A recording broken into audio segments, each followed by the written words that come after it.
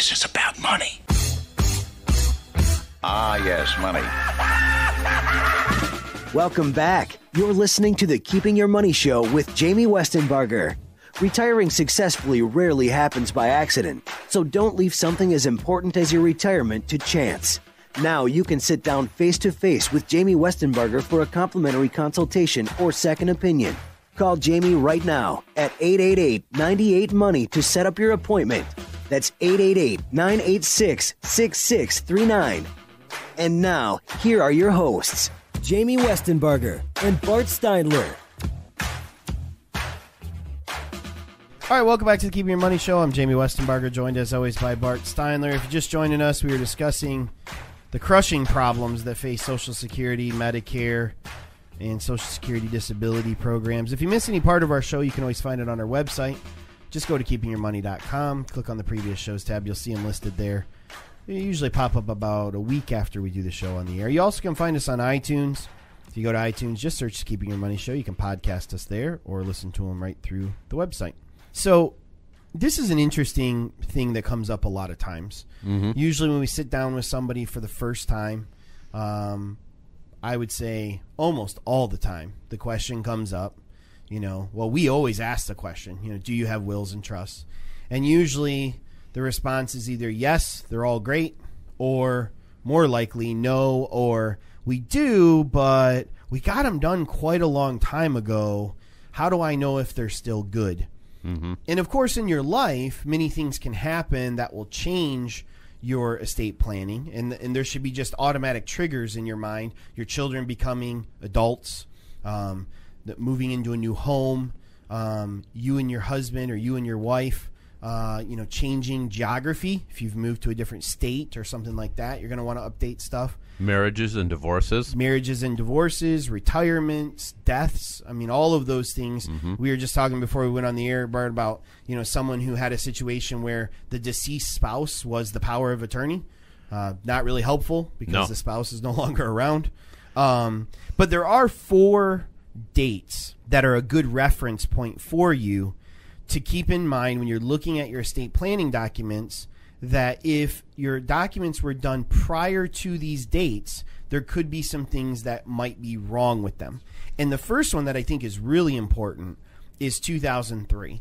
If your documents were created before April 14th of 2003, there's a good likelihood you do not have the proper language in there when it comes to medical powers of attorney, trustees, and that type of stuff in regards to the HIPAA law, which is, of course, the Health Insurance Portability and Accountability Act.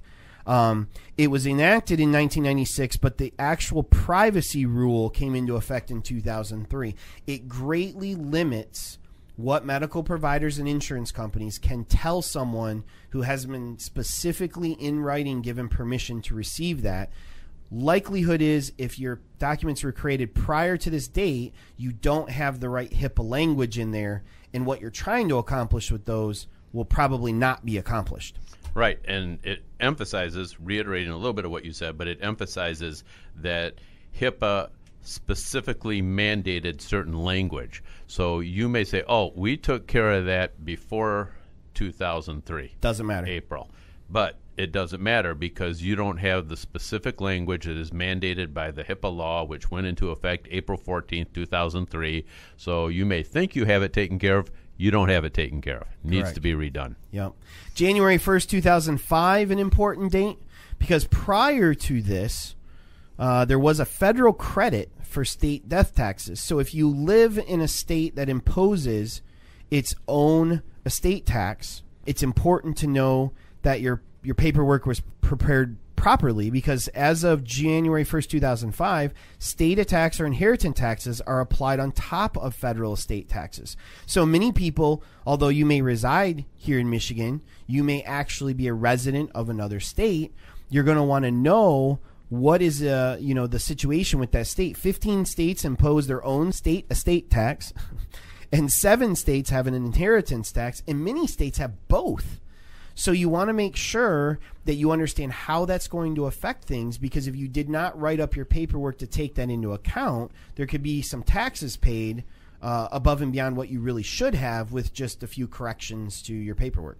So one of the reasons that you do an estate plan is not only to distribute your assets to the people you want to get them, to make the charitable contributions and so forth, but you want to have your assets looked at and distributed in a tax smart way. You don't want to have your estate paying more taxes than is necessary. So here again, if you had your plan put together prior to these estate law tax changes, with the states being able to piggyback on top of the federal for estate tax and death tax, as some people call it, then once again, you need to look at it. You need to have it looked at again, because the laws have changed, and the way it was written before probably is not correct. I think it's funny too. The law that changed that was the Tax Relief Act. In the Tax Relief Act, they added more taxes. Whenever Congress says relief, you better run. On December 17th, 2010. That's the date of the enactment of the Tax Relief, Unemployment Insurance Reauthorization, and Job Credit Act of 2010, let's call it TRA, which increased the federal estate tax exclusion to $5 million for 2010. It's then indexed for inflation. So, for instance, this year it's now $5.43 million. Prior to 2010, the threshold for owing federal estate taxes was much lower. For instance, it was only $600,000 in 1996 or $1 million in 2001. So many people that would have fallen into an estate tax world were now excluded. If you did your estate planning prior to this date, the likelihood is your estate planning attorney put some, planning provisions into your documents that probably aren't even necessary anymore. So you might be able to make some changes there that would be less expensive and may very well cause some larger and better benefits for your beneficiaries and stuff. But that's something that you would definitely want to look into, because that threshold makes a huge difference to someone that normally maybe would have fallen under that and now has no issues with what they're going to end up paying.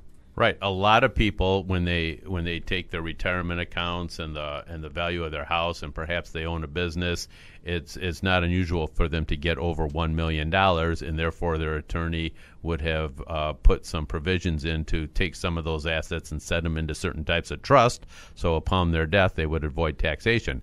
Well, now that amount is $5 million. So there's a large group of the population there that would have it a necessity to put some of that income in a trust to avoid taxation, where now they do not. So once again, the way the trust is put together from a tax standpoint has changed significantly, and it should be revisited. Well, and then this last one kind of falls into the same category as far as how you can avoid some taxes. January 2nd, 2013 is important, because it's important for married couples with a combined taxable estate that exceeds the $5.43 million. And the reason is there was a portability election that was allowed there. It allows an executor to transfer a deceased spouse unused federal state tax exclusion to their spouse, which can be a really important tool, because it basically allows them to stack their two exclusions together. Mm-hmm. The argument was, as if you were married, you kind of got penalized for being married. So now you're able to stack those two together. Why this is important is many times married couples relied on like a credit shelter or a bypass trust so that it would bypass the spouse. But most of those types of constructs that were put together do not allow for like stepped up basis and things like that on many of the assets that are transferred. So in effect, you could be missing out on many, many, many tax deductions for your beneficiaries in the long run if you don't take advantage of the ability to stack these two exclusions together. So in this case, the Relief Act really did provide some relief. Yeah, there you go. And so it was true to form there. Right. But this is a huge benefit, and it's really the right thing to do, because if you've been successful and you've built your net worth to that point, it really you should really have a say on where it goes, and it shouldn't be the government taking 50% of it. Absolutely. And this did fix a lot of that. Now, as a reminder, obviously we don't offer any legal or tax advice. You should consult with attorneys to review all of this. If you need help with finding one, we do have relationships with estate planning attorneys all over the state of Michigan. We'd be happy to connect you with one in your area. Feel free to give us a call at 888-98-MONEY. All right, coming up, 6 reasons to work with a financial advisor in your retirement, right here on the Keeping Your Money Show.